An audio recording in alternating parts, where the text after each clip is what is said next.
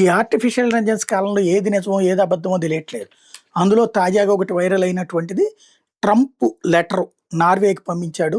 నార్వేని ఉద్దేశించి ఒక లేఖ రాశాడు.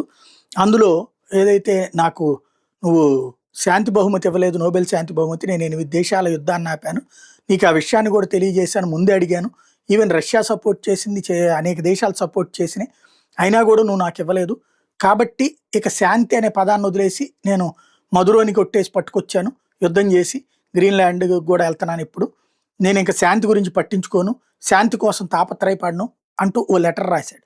ఇది ఎవరో కావాలని ఆర్టిఫిషియల్ ఇంటెలిజెన్స్తో సృష్టించి ట్రంప్ పేరుతో చలామణి చేస్తున్నారేమో అందరూ అనుకున్నారు. కానీ నార్వే ఇప్పుడు దాన్ని ధృవీకరించింది. లేదు, నార్వే ప్రధానమంత్రి జోరస్ గహార్ స్టోర్ లేదు, అది ట్రంపే రాశాడు, నాకే పంపించాడు, నాకు కూడా వచ్చింది అన్నటువంటి విషయాన్ని తేల్చి చెప్పారు. అయితే ట్రంప్ వ్యవహార శైలి అయితే ఇది కరెక్ట్ కాదు అన్నటువంటి విషయాన్ని స్పష్టం చేశారు.